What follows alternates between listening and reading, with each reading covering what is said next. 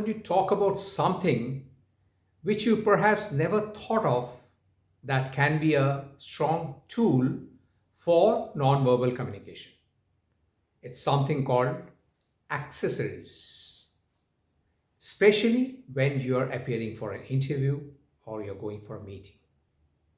Now, what is accessory? Accessories are anything that you carry on person.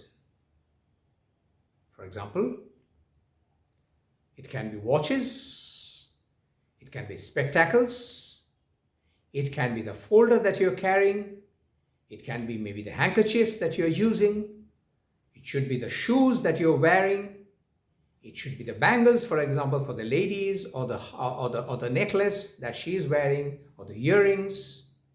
Anything that you're carrying on your person are your accessories. Now, why are these important?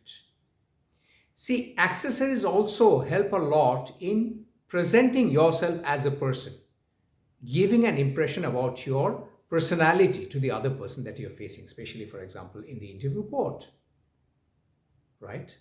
So, it's very important, young men and women, please make sure that you carry the proper professional accessories, and please give enough importance to this subject.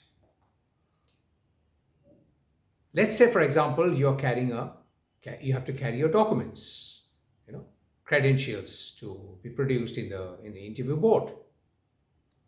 Never ever carry them in a plastic sheet or plastic carry bag. Never. It not only looks very unprofessional, but then when you're asked to produce the documents and you start taking out those documents from that plastic carry bag, it gives a very irritating noise. Never do that. Please make sure that you carry a decent looking, it need not be a very expensive leather folder or something, but some decent looking leather like folder with a zipper or with a chain, so that you open it professionally, you take the papers from inside and then you give it to the members of the interview board. This is very important.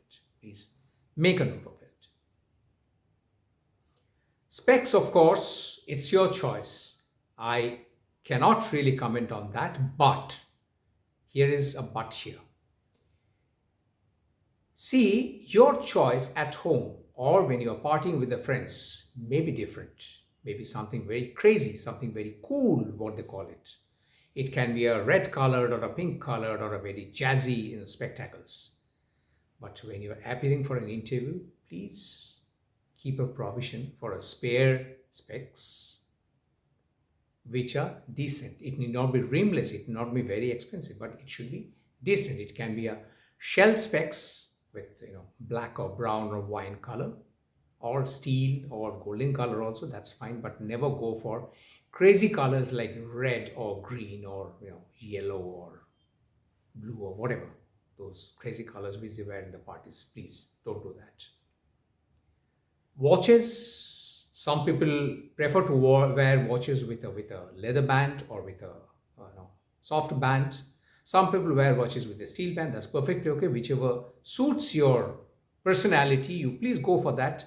It's very difficult for me to make a comment or give you a fixed guideline for that. The best way is whatever accessories you wear, please ask somebody who is pretty close to you and who will give you a very honest opinion about how you're looking by using those accessories, right? For men, shoes have to be properly cleaned and polished. Never come with a dusty shoe. If required, if you are made to travel over a long distance to appear for the interview venue, at the interview venue, and you are likely to walk on the streets and get it dusted, please carry a spare some cloth or something, so that before entering into the interview room you can at least clean or polish the shoes. It's important.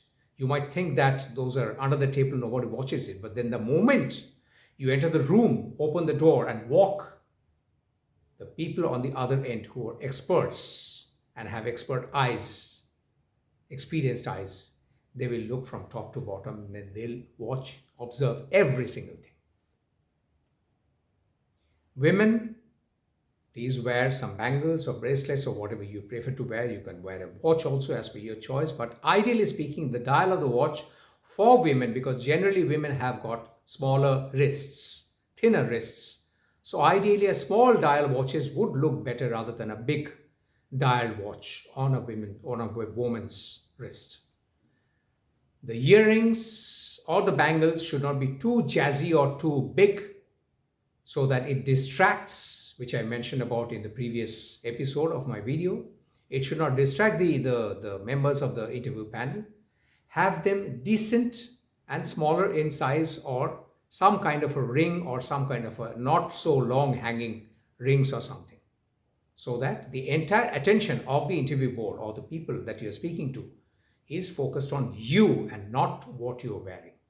Those will be only complementary to give them a pleasing, pleasant feeling about yourself as a person, as a personality.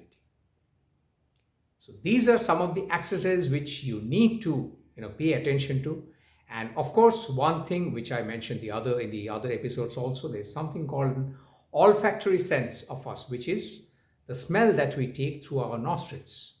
So the moment somebody approaches you and you find a soothing smell from his body, a perfume, soft perfume, you feel good about that person. That's quite natural. That's human nature. Same thing goes true for the people that you're going to meet also. The moment you're entering an interview hall and the people sitting across on the opposite side of the table to interview you, they find a soothing smell. Immediately that will help you to give a positive image about yourself. So please use that. Not too pungent or too strong a smell, but let it be a very soft and soothing smell. Perfume. So these are some of the accessories that